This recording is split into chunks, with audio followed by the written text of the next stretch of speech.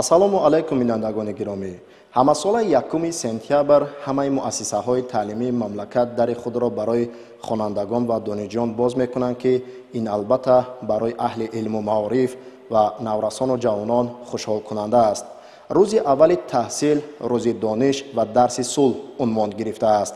ки дар ҳошияи он мо суҳбате дорем бо сармутахассиси раёсати маорифи мақомоти иҷроияи ҳокимияти давлатии вилояти хатлон маъруф абдуллоев. рӯзи дониш барои рушди илм ва маърифати ҷомеа чӣ аҳамият дорад? воқеан бо ибтикори бевоситаи асосгузори сулҳ ваҳдати миллӣ пешвои муаззами миллат президенти ҷумҳурии тоҷикистон муҳтарам эмомалӣ раҳмон сол аз сол таҷлил намудани дарси сулҳ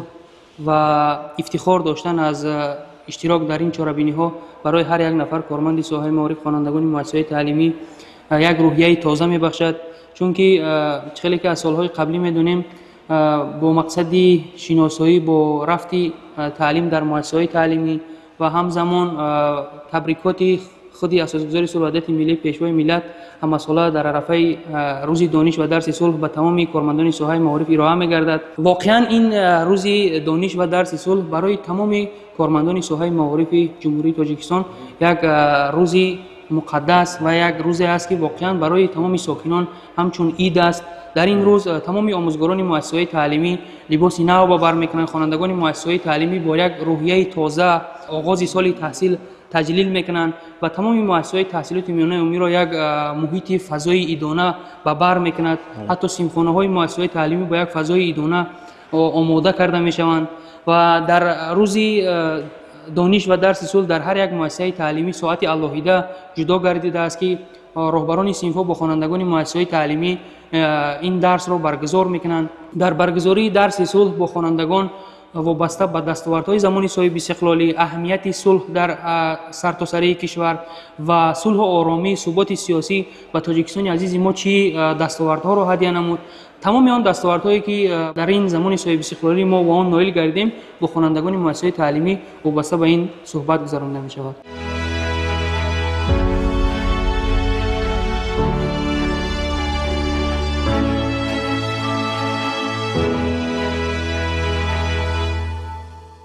аҳамияти дарси сулҳро дар ташаккули фарҳанги ҳамзистӣ ва рафтори насли наврас чӣ гуна арзёбӣ менамоед? воқеан дарси сулҳ як санаи фаромӯшнашаванда барои хонандагони муассисаҳои таълимӣ мебошад ва ҳар як оғози соли нави таҳсил, ҳар як дарси сулҳ ба хонандагони муассисаҳои таълимӣ як фазоеро мемонад ки тамоми умр дар хотири хонанда боқӣ мемонад, махсусан барои он кӯдаконе ки соли якум ба муҳити муассисаи таълимӣ қадам мемонанд ва ин бо як хотироти нек мехоҳанд ки ба муассисаи таълимӣ ворид шаванд ва тамоми ҳамин шароитҳоро ба онҳо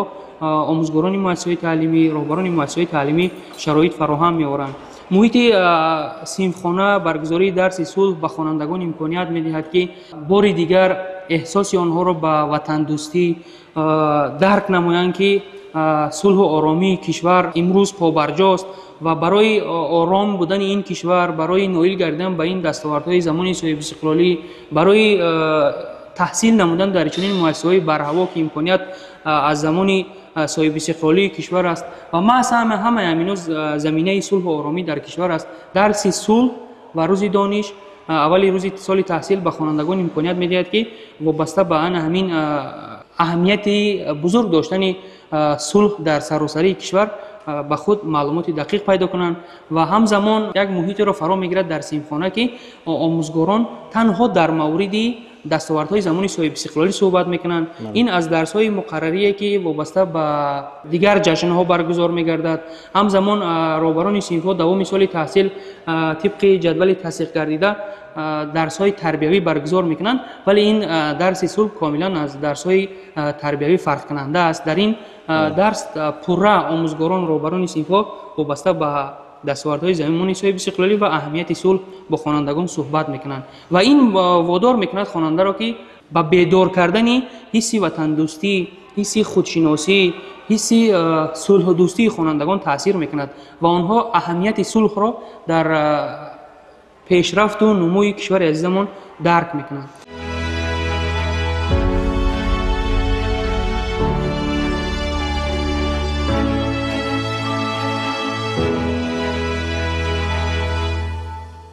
برای آغاز سال نو تحصیلی 2024-2025 از جانب مسئولین برای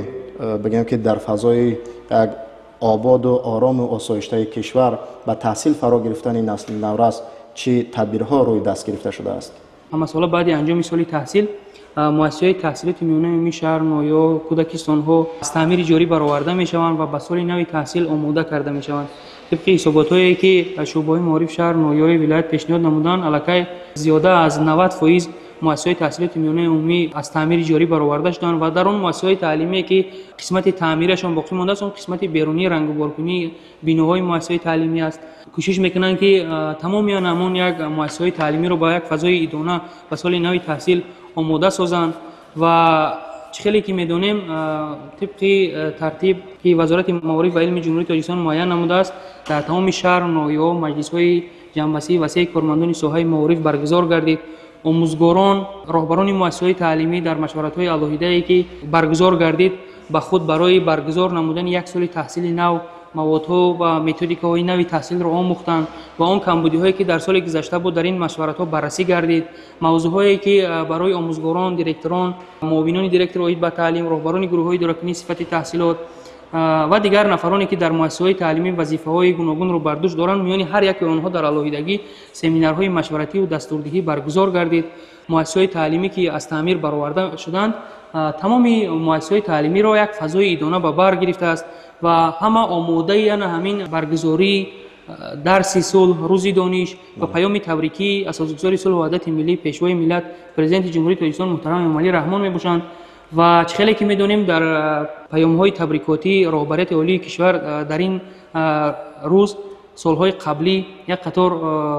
اقدام‌های نجیبانه و بنیادکارانه روی دست آمد و محض پیشنهاد آن که قانون جمهوری تاجیکستان درباره مقام آموزگار قبول کرده شود، محض زمینش از همین روز دانش و درس صلح از سال قبلی می باشد. این سال در عرفه آغاز سال تحصیل نو این قانون الکی در عرفه تصدیق آن است. قانون جمهوری تاجیکستان درباره مقام آموزگار قبول می گردد. همه ساله از جانب پیشوای ملت پرزیدنت جمهوری تاجیکستان محترم امامعلی رحمان مزد مهنت کارمندان ساحه معارف سال از سال زیاد کرده شده است و همین یک زیادشوی مزد مهنت کارمندان ساحه معارف باعث آن می‌گردد که شرایط اجتماعی کارمندان بهتر گردد و امید آنها را به آینده نیک فرزندان خود دوچنگ گرداند و آنها دلگرمی آنها ده چند سه چند مرتبه زیاد می‌گردد و طبق همین اقدام‌ها از 1 سپتامبر سال 2025 باز مزد مهنت کارمندان ساحه معارف 30% زیاد می‌گردد و این البته خوشحال کننده است برای تمام آموزگاران و دیگر کارمندان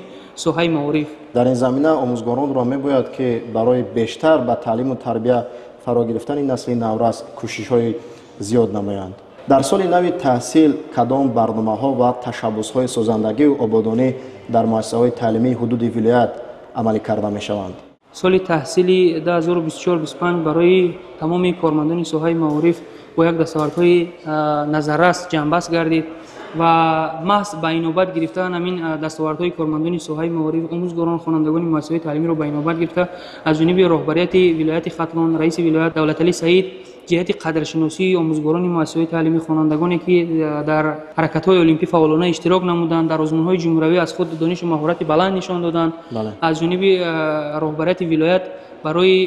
قدرشناسی نمودن آنها در مجلس وسیع کارمندان ساحه معارف نزدیک 400,000 مبلغ‌های پولی به خوانندگان هدیه کرده شد. محض این آموزگارانی که سال گذشته از خود یک نتیجه های خوب نشان دادند توانستند که شاگردانشان را به حرکت المپی خوب آماده کنند و آنها قدرشناسی گردیدند و چیز دیگری که باعث روح بلندی تمام کارمندان ساحه معارف می‌گردد این مسئله زیاد گردیدن دستاوردهای آموزگاران و خوانندگان در المپیاد و آزمون‌های جمهوری میباشد. سال گذشته در آزمون جمهوری فروغ صبح دانایی کتاب از خوانندگان مؤسسه‌های تعلیمی شهر نویا ولایت ختلان اشتراک فعالانه نمودند و توانستند که صاحب 35 جایزه افتخاری گردند که از این 2 شاه جایزه به حساب می‌رود و همینطور دستاوردهای المپی خوانندگان مؤسسه‌های تعلیمی در المپیادهای فنی جمهوری زیاد گردید. سال گذشته خوانندگان مؤسسه‌های تعلیمی صاحب 800 جایزه افتخاری گردیدند و در آزمون برای دریافت اتستات اعلای یونیورسالی با مدال طلا و اتستات اعلای رویایی با مدال طلا و نقره خوانندگان مؤسسه تعلیمی شهر نوید ولایت ختلون توانستند که 27 عدد اتستات اعلا را به دست بیارند. محض همین تمام زحمت‌های خوانندگان و آموزگاران را به نوبت گرفته رهبری ولایت ختلون در دایره تشبس‌های بنیادکارانه و معارف‌پرانه اساسگذار صلح و وحدت ملی پیشوای ملت خوانندگان و آموزگاران را قدرشناسی نمودند. این قدرشناسی باعث می‌گردد که آموزگاران مؤسسه‌های تعلیمی سال نو تحصیلی را در یک روحیه بلند سازندگی آنهایی که سال گذشته نتیجه‌هایشان نسبت به آموزگارانی که این سال قدرشناسی کردند خوبتر نبود، این سال حرکت می‌کنند که با آن آموزگارانی که واقعا قدرشناسی کردند نزدیک گردند و در برابر بهترین ها باشند.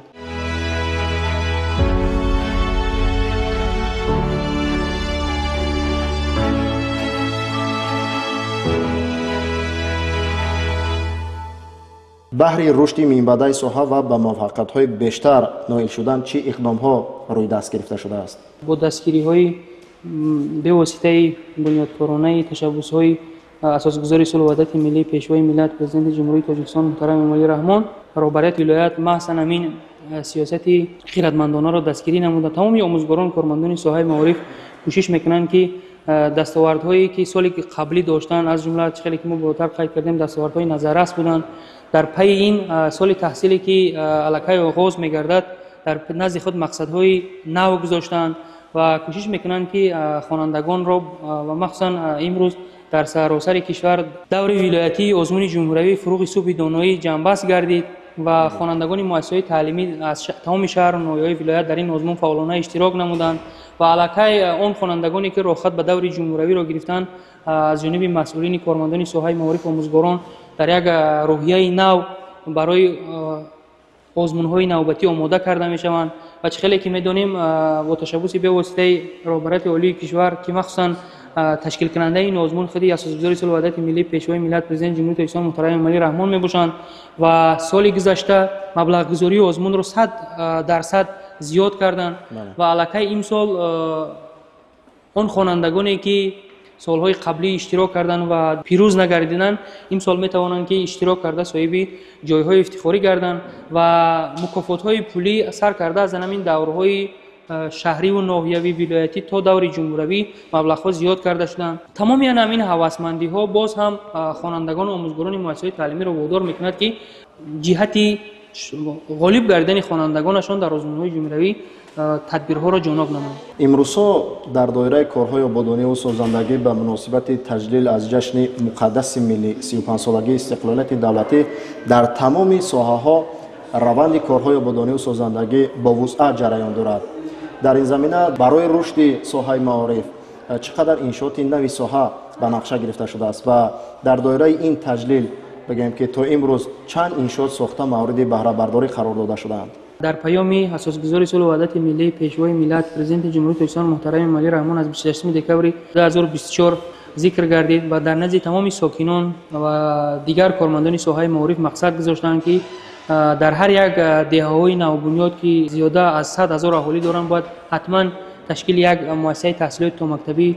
وظیفه‌دار گردیدند و همزمان دستور داده شد که در تمام حدود کشور در 5 سال اخیر باید 1000 مؤسسه تحصیلات میانه عمومی و 800 مؤسسه تحصیلات تا مکتبی ساخته به استفاده داده شود. همزمان استراتژی دولتی رشد معارف جمهوری تاجیکستان برای دوره تا سال 2030 تمامی کارمندان ساحه معارف مقامات اجرایی حکومت دولتی شهر ناحیه را وظیفه‌دار می‌کند که شماره فراگیری کودکان را به زینه تحصیلات تا مکتبی زیاد نمایند. همزمان اون مؤسسه‌های تحصیلات میانه عمومی که در شهر ناحیه سالهای پیش ساخته شده بودند و به تعمیر اساسی نیاز دارند آنها را از تعمیر برآورده وابسته به این از جانب حکومت کشور برنامه‌های دولتی نو قبول گردیده است. در دایره برنامه‌های دولتی و در دایره نقشه چهاربینی‌های جشن 35 سالگی استقلالیت دولتی جمهوری تاجیکستان از جانب ریاست معارف مقامات اجرایی حکومت دولتی مقامات اجرایی حکومت دولتی شهر و نقشه چهاربینی‌های معین تصدیق گردیده است و تا امروز در شهر نویای ولایت 24 عدد انشاءات‌های ساحه معارف ساخته به استفاده داده شدند و در عموم در سال 2025 در نظر است که طبق نقشه 139 عدد انشاءات‌های ساحه معارف ساخته به استفاده داده می‌شوند و تمام انشاءات‌هایی که به نقشه گرفته شدند اکثریت انشاءات‌های که در سال 2025 به نقشه گرفته شدند مورد استفاده قرار دادن آن در نظر است که در جشن استقلالیت دولتی جمهوری تاجیکستان آغاز سال تحصیل و روز دانش در شهر نوای مورد استفاده قرار داده می شوند و البته دیگر انشاءات هایی که با استفاده دادن آنها در سال 2025 در نظر است در عرفه جشن های ملی که تا آخر سال ما رو در پیش است مورد استفاده قرار می گیرند.